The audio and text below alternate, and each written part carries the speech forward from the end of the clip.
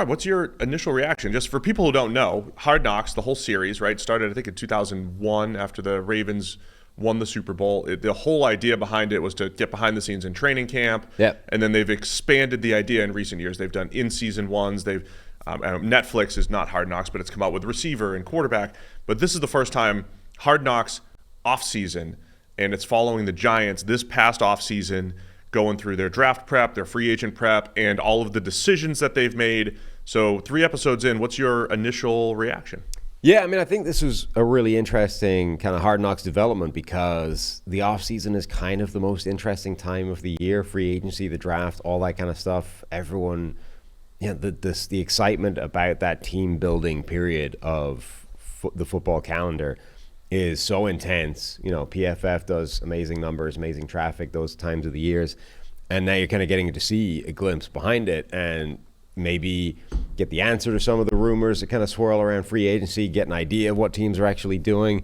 And obviously, we know the results of what happened. We know the players the Giants drafted. We know the moves that they made in free agency already. But we're seeing a little bit behind the scenes of how we got to those decisions. And, some of it, it's always tough to know with Hard Knocks, like how much of this is staged for the cameras, like, hey, we need a scene where you talk about this so we can actually, so it makes sense, and how much of it is actually organic and, properly captured, just natural actions. I don't mean to burst the reality TV bubble here, but I think there are definitely parts of this that the content isn't necessarily staged. But when they go into Joe Shane's office and he's having meetings and everything, some of it feels like maybe they had the real discussion and it was longer and more in depth. And then for TV purposes, it was like, hey, could you just redo that for 2 minutes? Yeah. Because some of it's like, you're telling me Saquon Barkley, who has 1,400 rushing yards and is asking for $9 million. It's like, make sure all the information's out there so people know the context. But I think you're getting the basic idea of what the feelings and emotions were. And I think for the sake of the people in those rooms, the kindness would be to think that it is staged. Because if it isn't, the conversation is a lot more surface level than you would think it is. Like we were just trying to get through the 3rd episode before we went on. And there's a scene in there when they were talking about Brian Burns, and Dayball's like, how many sacks does he have relative to other people? You're like, please tell me that the conversation is not operating on that level. I don't want to get into it too much here, Sam. But we saw, I think in one of the first episodes, they had to sign a defensive coordinator, right? So Wink Martindale out. They hire Shane Bowen, who was with the Tennessee Titans under Mike Vrabel. I mean, Daboll looks a little surface level when it comes to his analysis here. You and I are sitting here, PFF NFL podcast, 10 plus years, hammering home the need for some advanced analysis and thinking through things and understanding context. And Daboll's like, hey, look, Shane Bowen's got a top 10 rush defense the last few years. Look at where he ranks in yards. And then he's asking about Brian Burns' sack totals. Again, maybe it's made for TV, but right. That's what we saw. But only in those kind of areas. Like then there's the bits of the draft at the combine, where he's putting the quarterbacks on the whiteboard, and that stuff is amazing. Like Daboll looks phenomenal in that environment where he's talking through his quarterbacks, getting them to teach him plays, getting them to recall plays, like all that kind of stuff. Daboll sounds amazing, but then we're debating whether or not we make the Brian Burns move based off how many sacks he's had in the last few years. Like, as I say, I think the kindness would be to interpret some of these scenes as staged for a broader audience, as opposed to, that's actually what this conversation is, how this conversation is operating. Because I kind of hope that every NFL front office is operating a little bit more in depth than that. You mentioned the draft interviews. We got to see clips from Caleb Williams, right? He was in there. Jaden Daniels, Drake May, Malik Neighbors, Marvin Harrison Jr., Rome Odunze. So we got to see part of the draft interviews with all of those players. I think they only have, 20 minutes there? 15, 20 minutes in those interviews? 15, yeah. And you were making the point leading in, it's like, maybe some of the stuff scouts are bringing up is also really surface level. But I think it was under the context of it was a pre-combine meeting. The scouts know these guys inside and out. They've been following them for multiple years. They did campus visits, everything in the fall. And this is right when you're starting to present to the coaches and other front office members, hey, when we go into this 15-minute interview with the player, this is the answer we need to get, right? We need to understand how this guy handles adversity or learns on the board or whatever it might be, how he handles being the alpha receiver that doesn't get the ball, whatever those things are. And you're just trying to get that one answer, maybe get a little bit more information. Then you'll have your sleepovers, right? You have your 30 visits and everything. We can find out more information. So I thought those were interesting. Of course, the Drake May one went viral. He answered the question correctly. As they're saying in the chat, Drake May answered one question correctly. People act like he's now a Hall of Famer. Those are funny because to the average person, you hear that lingo and they're like, this is amazing. This is amazing. This guy knows what, 2-jet, 70, 562, X snap. I was listening with in-laws and they were, listening to this. They're like, what are they talking about? But it's like, that's the language that they speak in, right. But the other thing is like the answer is arbitrary. Like Marvin Harrison Jr. is being praised for not throwing his quarterback under the bus, right? They're like, yeah, it must have been frustrating getting terrible passes like this, right? And he's like, I would never blame the pass. I could have made a play, whatever. And everyone's like, well done. Well done. Yeah. Sidestepped the pit, the landmine there, avoided the pitfall, gave the politically correct answer. Good work, sir. And then you're like, Malik Neighbors like, how would you handle not getting the ball early in the game? He's like, I'd be pretty pissed. And, you're, from the outside, you might be like, that doesn't sound like the right answer. And then it's still, no, I love that. Love a guy who wants the ball. I need that edge. Well, so what I understand, and again, like Brian Daboll's job and Joe Shane, the general manager, their job isn't really, it shouldn't be to like interpret those answers and say, this one's right, this one's wrong. But what teams have, and we've talked to some of the team psychologists, and there's third-party resources that they bring into these meetings that are hired to write down and then interpret those answers. So a lot of times what those answers are, it's not about right or wrong. Like, oh, this guy said the right answer. This dude's a dog, right? Or this guy loves ball because he answered it. It's more about it's a data-driven approach, right? They track all those answers and essentially come up with like a personality profile or growth profile or whatever it might be. I'm just, I'm generalizing here. So it's not as simple as, all right, ask him the question. If he says the right answer, he's our guy. It really is creating it. I mean, it's like doing PFF, right? Is this guy good as a pass rusher versus run defense versus coverage? It's kind of like a personality profile. Does this guy want to improve? Is he working hard? Is he maxed out? And you kind of get to some of that stuff through those answers. So I get it. It's not as simple as like black and white. Did this guy give the right answer for us? Yeah. I mean, it is. Those are interesting, I think, where you just at least get some insight into what the conversations are. What are your thoughts on the whole Saquon Barkley saga? Because there are points in this where you get legitimate front office takes on running backs. There's a point where they're like, we can't, this guy's 27. He's 27 years old. We can't invest in a 27-year-old running back. This dude's ancient. You start to get some of that. You start to hear them talking about numbers north of $8, $9, $10 million and how that's ridiculous for the running back market. But you also get an owner coming in there like, this is the most popular player on the team. We got to keep him. Got to keep Saquon. I can't sleep at night if we don't have Saquon Barkley. Yeah, to me, like the owner element is the most interesting part about the whole Saquon Barkley dynamic. It effectively seems to have gone basically as it looked like it went, right? Which is, and this is not even this year, dating back to last year, like the Giants had a fairly firm number on where they wanted to be with Saquon Barkley, and if the number went higher than that, they probably weren't going to be in there, right? And they did, I think, the smart thing in terms of they said, look, go find the market, right? You go get your number, and then just tell us what it is, and we'll see if we can match, right? Do us that courtesy. If we can, we'll match that number, and if you really want to be a Giant, we can make that happen. If we can't, then we wish you well in the new place. But then it's got this like looming shadow of the owner who just keeps coming in with this incredibly sad look on his face, being like, I don't know what do we do if we lose Saquon Barkley? I don't know if I can handle that. And you're like, imagine being a GM working in this environment where you're like, a running back, don't, all the stuff about running backs, right? Don't give them the money. It's not worth that. Move on, yada, yada. There's other cheaper options that will give you, and it's the right move. And then over in the shadow of the doorway is the sad-looking owner, like, you better bring back Saquon Barkley. If he goes to our division rival, I'm going to be so upset. So that was the one thing I did want to bring up we have a GM Steve segment right here on the show where I answer your questions, right? And it's like, I've also at times said, Sam, like it's easy for us to sit in the seat, be the GM for 32 teams, say what we would do, critique things after the fact. That's easy. I've spoken to some GMs, and you kind of see it on the show here. It's not just sit by yourself, find the best players, put a value on them, put a draft, round on them, and then pick the best players.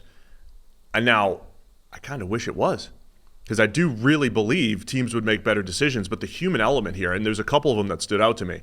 You have the owner who says, I need Saquon, I need a popular player, and so you've got the owner. Think about how much Joe Schoen, as the general manager, has to not only receive input from his scouts, his assistant GM, his cap guy. He's receiving input on his way to a decision, but he's also appeasing some of those people as well. And you have to appease the coaches, right? So there's this like flow of information where the scouts are the evaluators. They're informing the general manager and the coaches about the players. And then the coaches are coming back, and you have to have a good relationship with the coaches. Hey, we think this is this guy's skill set. Oh yeah, well he won't fit in my scheme because of this, and this. Or I need this in my scheme, so go get him. And so that affects player value and the evaluation. So the general manager is really, he is the CEO above everything, and he has to make all of these pieces work. And I think that's where the challenge is. And you could hear it in Joe Schoen's voice when it's like, hey, we did all this work to evaluate the free agents. We've got plans A, B, C, D, E, F, all the way to Z. And if B doesn't work or A doesn't work, man, B, C, D, like all these other players are coming off the board. There's a timing issue. Even if we get the evaluations right, the market all of a sudden is higher than we anticipated. Now we got to pay more than we wanted to. There are so many moving parts, and it is a challenge for a general manager, especially in free agency, to come out of it with, exactly what you were hoping for. Yeah, I mean, the free agency thing is interesting because, he made the point that there's so much of this that is not in their control, right? Like they can zero in on the correct target at the correct price, and if they spend too long trying to get that deal over the line, the backup deals disappear, and, you can't pivot, right? So you almost, the longer it goes on, the more you end up locking yourself into like a bad deal, because then if it goes on too long, options plan B, C, and D disappear. So you have to get plan A over the line now. And in order to get plan A over the line, you now need to overpay. So plan A becomes a worse deal. So I think this is a potential source of a lot of the criticism of teams overpaying or signing a bad deal, is that they left themselves no option. So I don't know what the solution to that is, or if it's just an inevitable consequence of this free market madness over a short period of time, that you almost need to set yourself like a minimum time, to get these things done, and we go in with an offer, we give ourselves, X amount of time to get it done, and then we move, right? And if it's not done, we move on. We don't sort of lock ourselves into this difficult situation by keeping. But the player's agent is under that guy's not motivated to do that, right? His best interest is to drag it out for as long as possible because he wants the bad deal, because it's a good deal for him. So it's a tough spot. And then, you then have that added complication of the owner hanging over everything, and that's not necessarily influencing good deals either. A question from the chat: was there anything that you took from the questions that Daboll asked the quarterbacks? And I think it was pretty generic. I think if you watched John Gruden's QB camp years ago, it was very similar to what you saw here, right? There's, hey, I've got this, here's the verbiage, and draw up your favorite play. Now erase it, draw it up again, and, my verbiage. Now I'm going to give you a play. So they want to test your recall, and they want to test how you learn, right? Yeah. There's an element of how you learn. So they're asking, how are you reading this out? Where are your eyes going? What are you thinking about? Because as the QB coach, it's not about just call the right plays. You have to teach. And so you need to know how the quarterbacks learn so that you can teach them properly. So I think the questions are pretty standard, right? How good's your recall, and how well or how are you learning? Can you learn? Can you add more? to your plate so that you can run the system that I want you to run. Yeah, I think it's just getting an idea of what they know and whether they'll retain information in a short period of time, which doesn't necessarily translate to how you apply that information and knowledge live on a football field, during the thing. But that's more the kind of, okay, where are we in the meeting room install, portion of this before we get onto the football field. Last thing I wanted to highlight was I thought it was interesting when, again, Shane Bowen gets hired as defensive coordinator, and they have him present basically to the entire organization, to the scouts, to everyone. Here's my system, right? Here's what I call the positions. Here's what our system's predicated upon. Here's what we need. Here's how it runs properly. And that's, again, pretty standard stuff, but just seeing it in action that the coordinators have to inform the scouts and educate the scouts. When you're on the road looking at players, here's the type of player I'm looking for at each position. Here's their role. And you need that organizational alignment. So I thought that was interesting. Shane Bowen talking about, hey, I need 4 pass rushers, basically. I need guys getting after the quarterback. Interesting to me, I don't think he's had that with the Tennessee Titans, right? He's had that maybe in name with guys like Harold Landry and Bud Dupree and Danico Autry through the years, but they haven't had one of the, Jeffrey Simmons is very good, but they haven't had like one of the fiercest 4-man rushes in the NFL over the last few years when Shane Bowen's been there. But with the Brian Burns addition, with Dexter Lawrence, with Kayvon Thibodeau, I think they have a chance to be one of the better, 4-man rush type of teams. The other interesting part, before they traded for Brian Burns at a hefty price, draft picks plus the contract, they were basically like Joe Shane sitting him down saying, hey, you get Brian Burns or nothing. Right. And you can kind of see that in the roster building. We're going to talk later about training camp battles and the cornerback battles wide open. It looks terrible on paper for the Giants, in part because of this scene where Joe Shane's like, hey, if you get just Brian Burns this offseason, will that be enough? And they obviously decided that would be okay. By the way, the best scenes in this entire thing, 3 episodes in or 2.5 episodes in, have been the entire Giants crew ragging Brian Daboll for not being able to run a 7 flat 40 time That was funny. at the combine. He seemed genuinely annoyed that they didn't think he could run a 7 flat.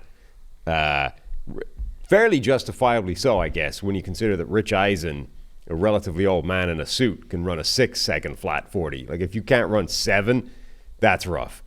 But like there was one point where after they said, hell no, you can't run a 7-second 40, he turns around after Xavier Worthy had run his. He's like, if I start at the 20 and he starts at the 0, can I beat him to the 40-yard line? They're like, hell no.